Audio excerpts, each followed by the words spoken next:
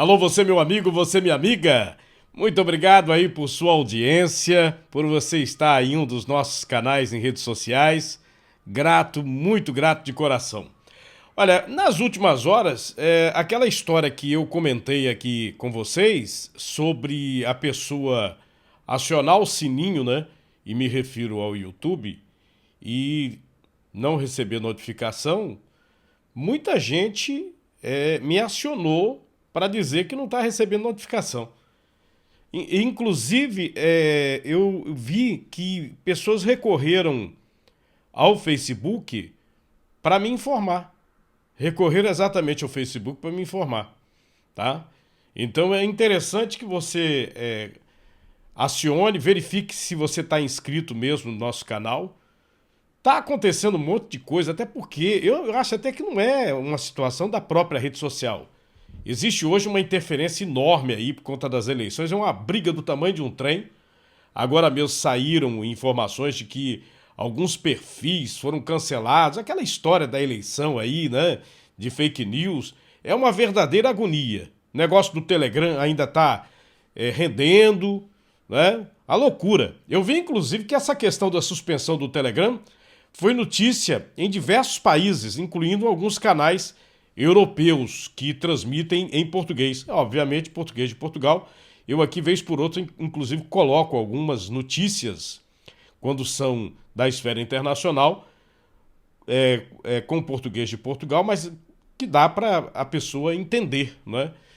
É melhor do que colocar em inglês com a tradução embaixo, eu acho que fica mais fácil, a pessoa consegue alcançar e entender. E ainda há a possibilidade de você, nas redes sociais, você acionar a legenda, né? Você sabe disso, né?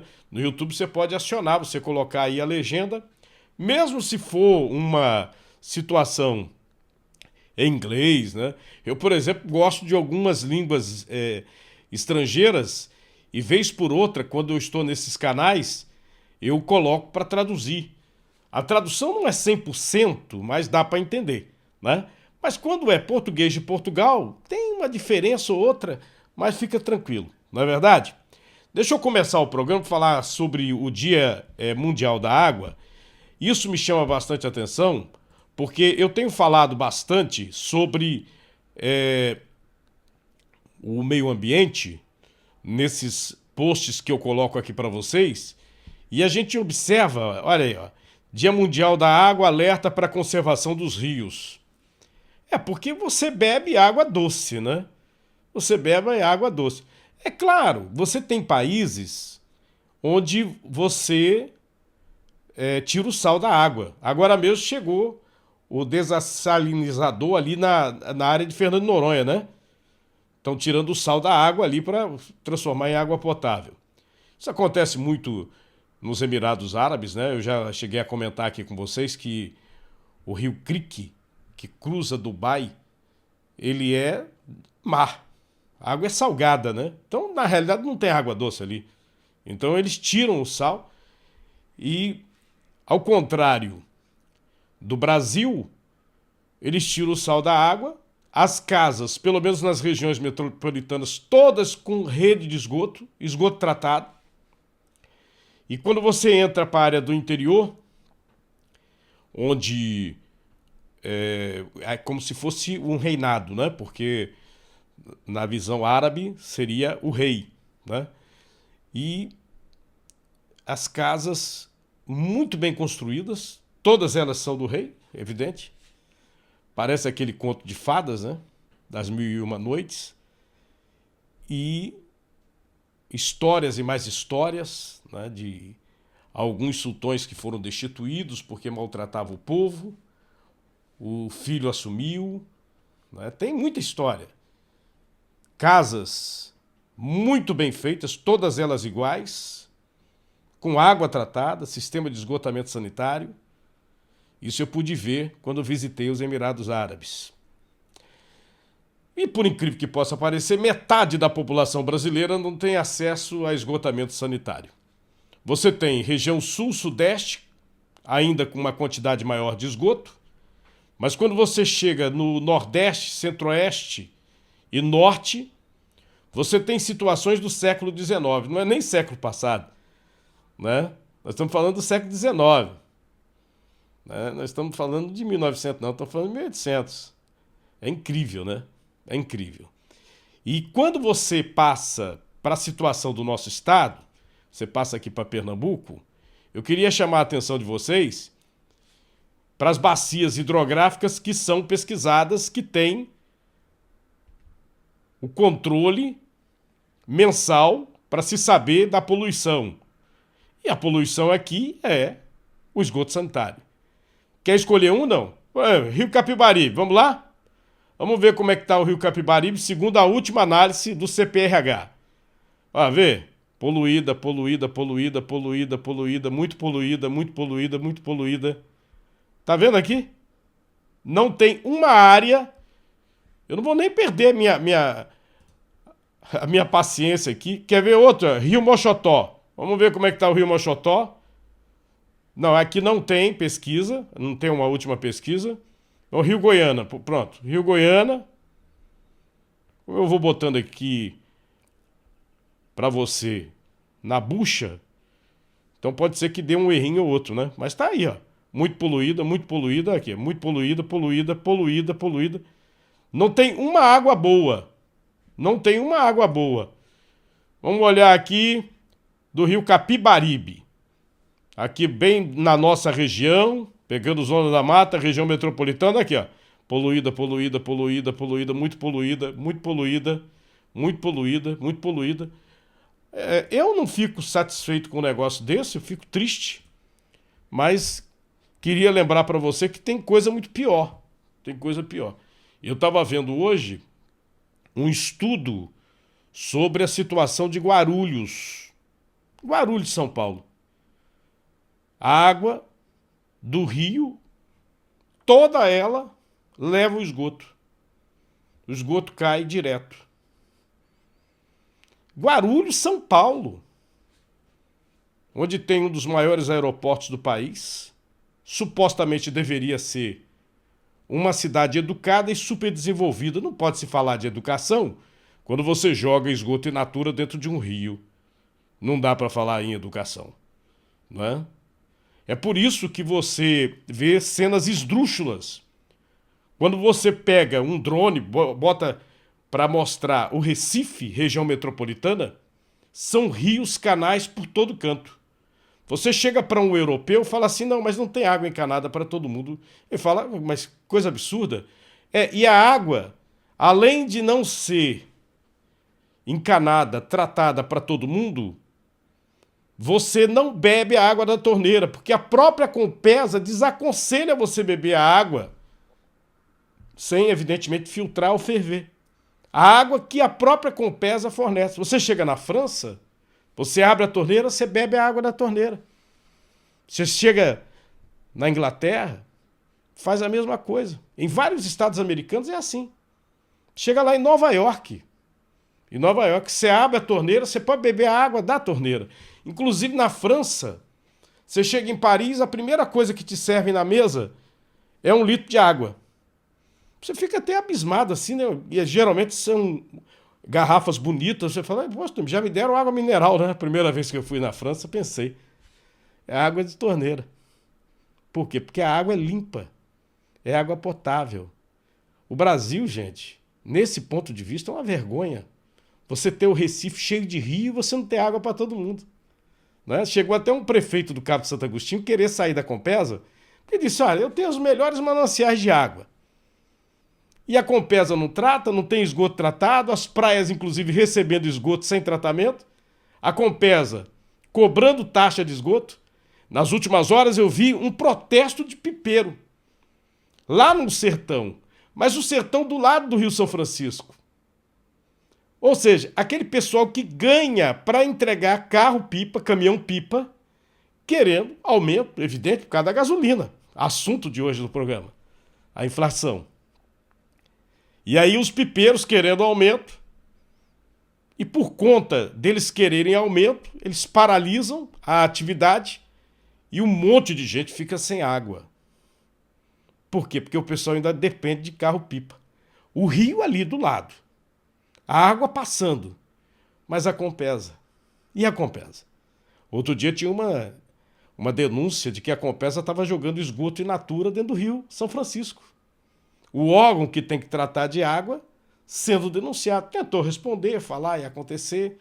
Ficou acusação, Prefeitura de Petrolina, acusando, Compesa tentando se defender. Não deixa de ser uma vergonha. Mas esse é o nosso país, né? Esse é o nosso país. Nas últimas horas também me chamou a atenção essa manchete aqui, compartilhando a tela para vocês. Após ordem do crime, moradores de rua e usuários de drogas esvaziam a Cracolândia em São Paulo. A polícia acredita que os usuários e traficantes passarão a vender as drogas em outros locais da cidade, como a Avenida Paulista. Chamou a atenção. Quer dizer que o governo do estado tentou, a igreja tentou. Aí tem alguma bronca que a gente não sabe exatamente o que é. Fica o governo lá dizendo que houve uma operação, mas a comunidade diz que não tem nada disso, que é alguma coisa referente ao tráfico, que vai começar a usar a Avenida Paulista. Olha, a última vez que eu estive em São Paulo já estava feia a coisa, viu? Olha essa situação também. Isso aqui... Você viu isso? Coloca seu comentário. O que você acha dessa história? Meu Deus do céu. Isso foi um programa lá na França, estão falando do Neymar. Ó, chega no limite da embriaguez de jornalistas sobre Neymar. A revista Lance aqui, ó, jornalistas sobre Neymar nos treinos do PSG. Chega no limite de estar bêbado. Tá aqui, Brasil 247. Imprensa francesa diz que Neymar vai aos treinos do PSG à beira da embriaguez. A notícia é aqui, ó. Globo Esporte, jornal publica maior salário do francês. O Neymar tá ganhando mais que Messi e o pessoal dizendo que ele tá chegando bêbado, né? A notícia tá repercutindo em todo canto, né? Deixa eu puxar aqui no meu leitor sobre essa situação para você poder se posicionar aí. O que você acha? Será que isso é verdade, não? Chega no limite de estar bêbado. O jornalista Daniel Riolo afirma que o camisa 10 está num momento de ruptura com o PSG. Estão acusando ele de estar saindo do PSG e tá fazendo isso. Olha a outra aqui, ó. Neymar, alvo de críticas pesadas. Seu desempenho abaixo da média no Paris Saint-Germain. Jornalista da RMC Sport, uma das principais redes especializadas em cobertura, comentou sobre a pouca dedicação do craque nos treinos e sobre a chegada do atleta no dia de trabalho. A assessoria do jogador não respondeu aos comentários. Vamos aguardar aí, né? Você bota no comentário aí se você conseguiu alguma resposta. Você viu aí na internet, até agora não achei não, viu? Se calou, e esse negócio já tem basicamente 24 horas que esse jornalista desceu a lenha, desceu a ripa. Aqui, ó, essa parte aqui, ó. Aqui, ó. Neymar quase não treina, chega em um estado lamentável no limite da embriaguez, está em um espírito de revanche com o PSG.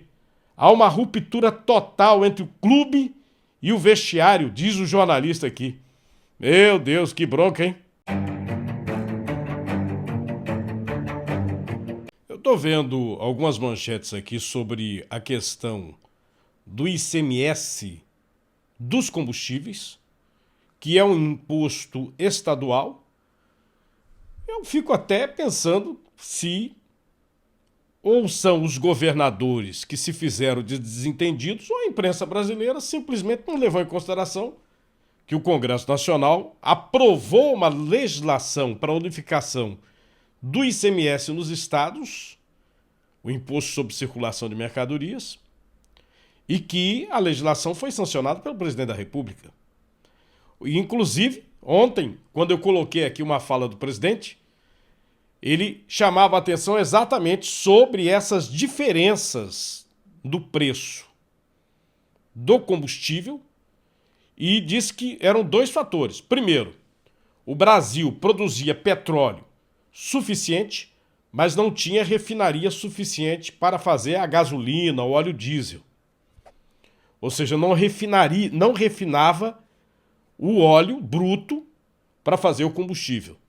tá? Citou os escândalos da Petrobras também, porque, como eu disse para vocês, a refinaria aqui do meu estado, Pernambuco, a Abreu e Lima, que inicialmente o ex-presidente Lula tinha feito um acordo com o presidente da Venezuela para fazer em conjunto, já que a Venezuela também é um dos maiores produtores de petróleo do mundo, e a Venezuela caiu fora, deixou o Brasil só. Mas a refinaria estava orçada em 1 bilhão 800 milhões de dólares, passou para 2 bilhões e terminou com mais de 20 bilhões de dólares. Para você ter uma ideia, no custo, para você entender o que representa, né? Nós precisaríamos de pelo menos mais 2 refinarias, para produzir a gasolina, o combustível necessário para o país, para a gente se livrar dessa situação de dependência. É claro, tem todo esse aspecto da guerra, do problema da pressão, a dolarização, a globalização da economia, tem toda essa pressão. Mas uma coisa é a gente produzir aqui, né? A gente controlar o preço aqui. A outra é você ter que importar combustível para fazer a distribuição. E é isso que o Brasil faz. Às vezes tem que exportar o petróleo bruto e depois comprar a gasolina refinada. Essa situação não mudou. Você fala, mas o petróleo é nosso, o Brasil é autossuficiente. É. Mas a situação de você produzir o petróleo, ter que exportar parte dele, porque não consegue refinar aqui, é um fato, é uma realidade. E a refinaria Abreu e Lima, ela custou 5 vezes, pelo menos. 5 vezes. Vejam vocês, por 2 bilhões de dólares já estava cara. Era uma das mais caras do mundo. Mas 20 bilhões de dólares? É um negócio de doido. Uma refinaria que saiu pelo quê? Por 20 bilhões de reais. E acabou num preço de 100 bilhões. Roubalheira, assim, a olhos vistos. E ninguém está na cadeia por conta disso. Ninguém. O povo brasileiro é prejudicado. Por isso que quando alguém faz algum comentário, eu digo assim, votem ladrão que dá nisso, meu amigo. Votem ladrão que dá nisso. Eu não aliso ladrão. Seja o bandido que for, eu não gosto de alisar bandido. Não gosto de alisar bandido. O sujeito vai fazer uma obra e começa a botar aditivo, fazer esquema. Inclusive aqui tem um esquema de mais de 20 milhões de reais. Mais de 20 milhões da terraplenagem da área da refinaria Abreu e Lima. Não foi feita a terraplenagem. O cara, inclusive, que era dono da empresa de terraplenagem, que fez também a Hemobras lá em Goiânia, um outro esquema de 8 milhões de reais, o sujeito tinha uma empresa fictícia. Ele era laranja de alguém, evidentemente. A Polícia Federal está apurando, ou esqueceu, porque ninguém vai a minha para cadeia, né? No Pina, na Bacia Teimosa, no Pina. Era uma casinha de pescador. A empresa era numa casinha de pescador. E ele fez uma terraplenagem na refinaria Abreu e Lima de 20 milhões de reais. E não foi feita, essa obra não foi feita. Dinheiro embolsado, fácil. Ladrões.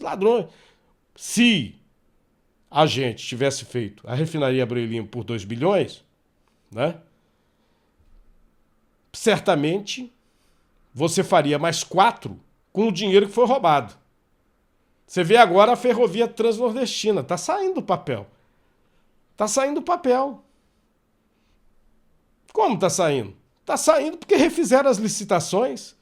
Não tem aqueles aditivos, a obra está saindo. A transposição do Rio São Francisco saiu do papel. Por que não saía? Porque era aditivo atrás de aditivo, roubalheira atrás de roubalheira. Chegou a ponto de uma transposição que estava sendo feita anteriormente aqui, eles terem que falar, isso aqui não dá para a gente fazer aqui, porque isso aqui está tudo desarrumado. Inclusive ilegal, porque o Tribunal de Contas da União em cima pegou, fez do lado. Aí, o neguinho fala assim, mas é a mesma. Não, não é. A outra foi abandonada, porque não dava para continuar. Era esquema. Então, um dos esquemas da gasolina é esse. Você tem o óleo bruto, tá? Você tem a prospecção. É autossuficiente o país na extração do petróleo. Mas para o combustível, você tem que mandar o óleo bruto para trazer a gasolina refinada. Por quê? Porque roubaram. Não fizeram. A tal refinaria de Pasadena custou 1 bilhão de dólares ao Brasil. Ninguém foi para cadeia. Uma refinaria toda enferrujada, vagabunda. Ninguém foi para cadeia. Isso é uma tristeza. Mas como eu disse a vocês, nas manchetes que me chamaram a atenção, ó, os governadores decidiram prorrogar o congelamento do ICMS sobre a gasolina até 30 de junho. O tributo está congelado desde novembro e poderia ser corrigido em 1º de abril. Sim, mas já tem a legislação que eles têm que unificar o custo. Né? Ah, mesma manchete, tá vendo? Prorrogar o congelamento do ICMS sobre gasolina, etanol e GLP por 90 dias. Uma medida do governo isentou a importação de etanol, que é o álcool, tá? Para ver se minora um pouco o preço. Né? Você traz de fora, isentou. Isentou. Agora, vejam vocês essa diferença. Olha aqui, no Nordeste. Tá vendo aqui a tabela? Por que a gasolina mais barata é na Paraíba? Por quê? Não dá para entender. A Paraíba não tem refinaria. Você tá vendo? Aí depois vem Alagoas. Pernambuco, que tem refinaria, é o terceiro, menor preço. Maranhão, Sergipe, ó. A Bahia tem refinaria? Tá lá embaixo. Não tem explicação lógica. Não tem explicação lógica essa situação dos combustíveis. Nós estamos tendo um problemão, o mundo está enfrentando um problemão, porque os preços estão aumentando.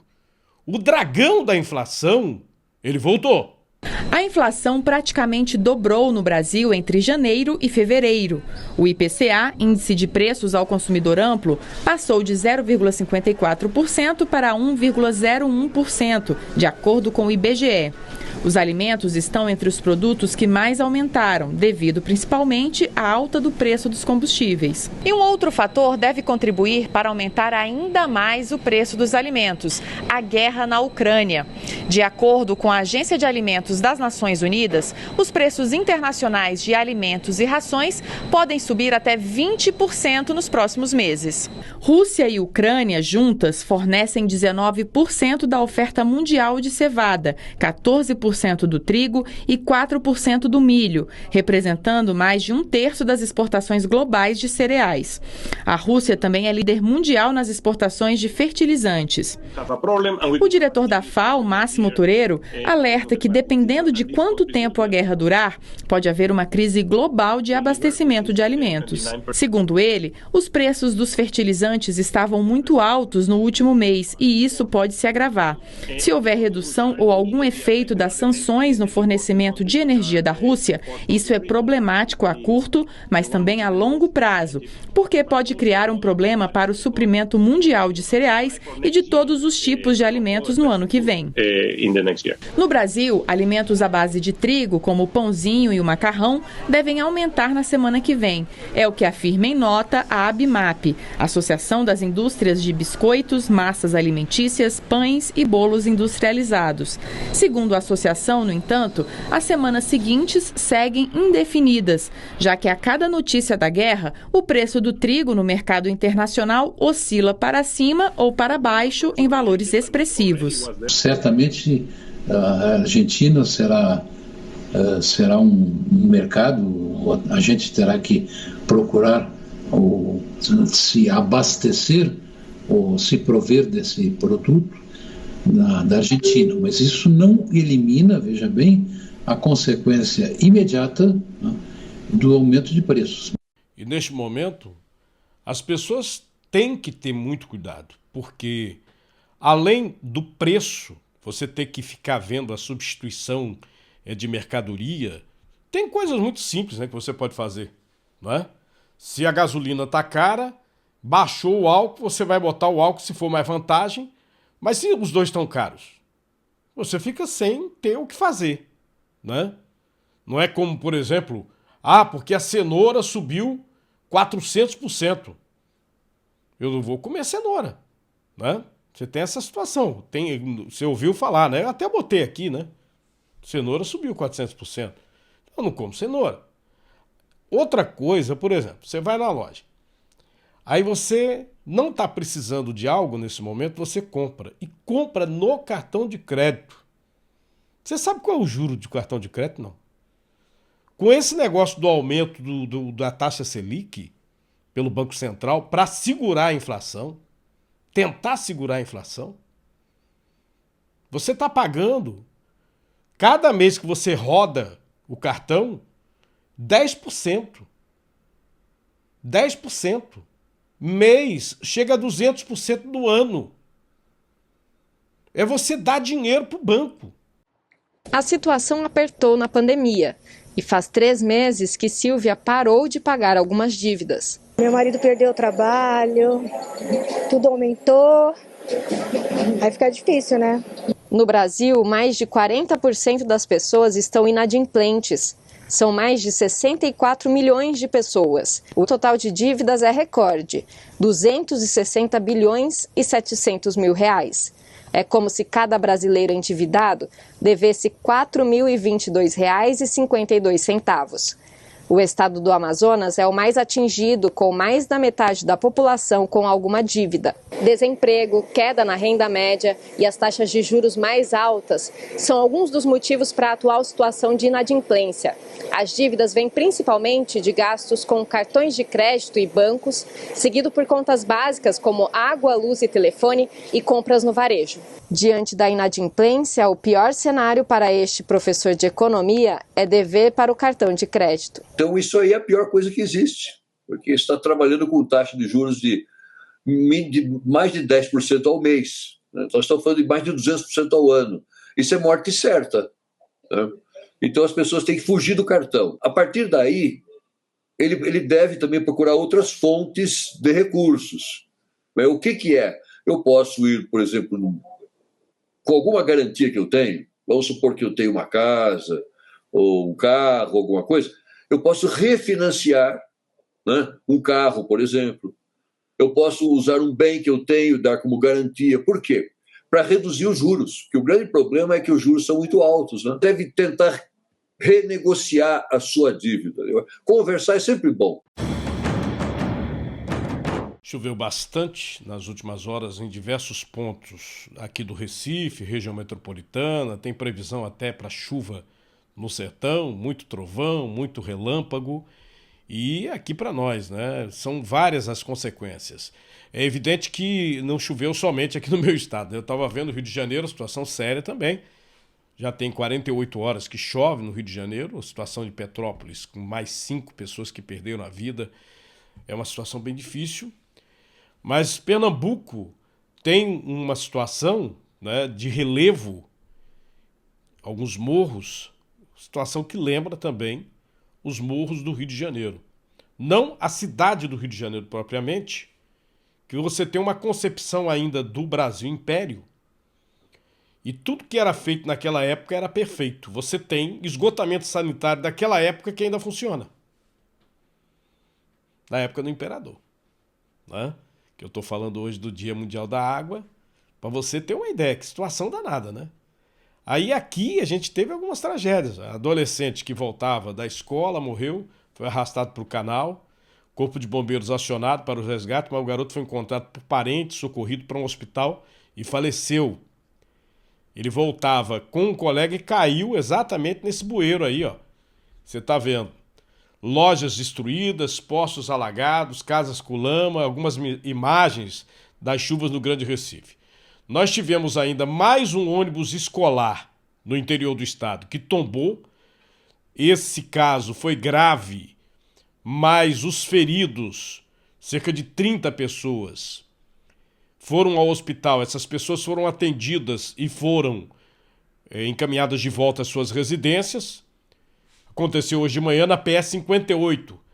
Na hora, chovia bastante lá no município de Pombos. E também, nas últimas 24 horas, aquele outro ônibus escolar que teve um acidente que morreram 4 adolescentes.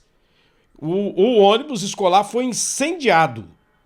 Foi em Riacho das Almas, em Pernambuco. Olha aqui, as imagens do ônibus, ó. Tá vendo? Botaram fogo mesmo no ônibus, ó. Botaram fogo no ônibus, sobrou absolutamente nada. Outra manchete que me chamou a atenção nas últimas horas é aquela história, né, de que você, eu protejo porque o índio, eu faço isso, faço aquilo. a Polícia Federal descobriu que era um cacique e um servidor da FUNAI que estavam envolvidos num garimpo ilegal na terra indígena de Aripuanã, em Mato Grosso. Aqui. Foi confirmada a participação de uma liderança indígena. E aqui está a foto da Operação Ato Reflexo, né? Nome sugestivo, né? Ato Reflexo. Olha a foto aqui do garimpo, tudo esburacado. Quem mandava esburacar a situação, segundo a Polícia Federal, era o cacique com apoio do diretor da FUNAI local. Cardinô. E agora é aquele momento que eu queria chamar a atenção aqui para o nosso site, cardinô.com.br, onde a gente reúne todas as nossas postagens, né? Lembrando até que às vezes não é postagem de Facebook, de YouTube, é postagem mais escrita e tal.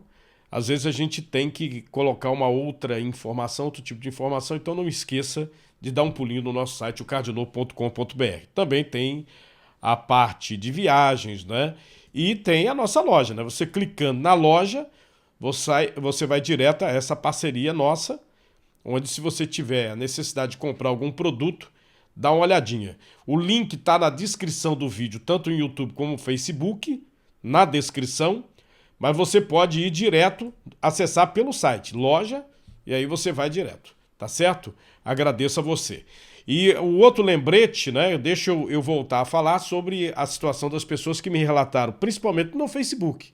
O pessoal disse, eu estou inscrito lá no YouTube, não estou recebendo notificação, recebi aqui do Facebook. Então dá uma olhadinha se você está inscrito realmente no nosso canal no YouTube, viu? Os jornalistas da área internacional ainda tentam informações sobre o acidente com um Boeing na China. Um acidente muito estranho, porque a queda do avião é vertical. Você viu essa história? Né? E a imagem, né? Ela coloca a situação muito clara. O que aconteceu com aquele avião para ele cair daquela maneira e o piloto não conseguir reagir, não puxar o manche, não virar o avião de volta. É um negócio estranho. Não, até a aviação chinesa não sabe o que aconteceu. O Boeing se chocou com uma região de montanhas em Guangxi. Logo o incêndio começou. Diversas equipes de bombeiros foram enviadas para conter as chamas e fazer o resgate. O fogo foi controlado, mas infelizmente os 123 passageiros e 9 tripulantes não sobreviveram. O avião fazia um voo doméstico, saiu de Kunming com destino a Guangzhou, mas ao chegar na região de montanhas de Guangxi, perdeu altitude. Começou a descer numa velocidade de 31 mil pés por minuto, até se chocar com as árvores. Nestas imagens de uma câmera de segurança obtidas pela imprensa chinesa, é possível ver o momento em que o avião despenca do céu.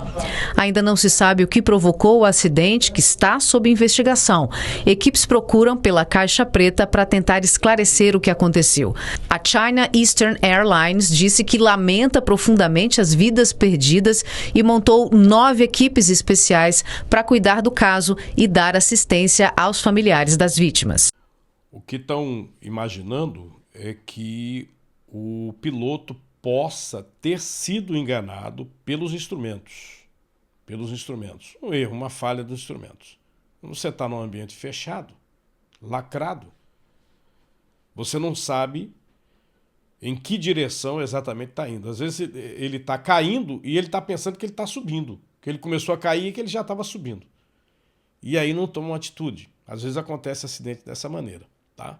Vamos aguardar, a investigação prossegue. Eu acredito que vão encontrar o que realmente ocorreu. Tem várias filmagens, tem a caixa preta. É só aguardar um pouquinho que vamos ter o resultado dessa investigação. Muito obrigado a todos vocês e um bom dia.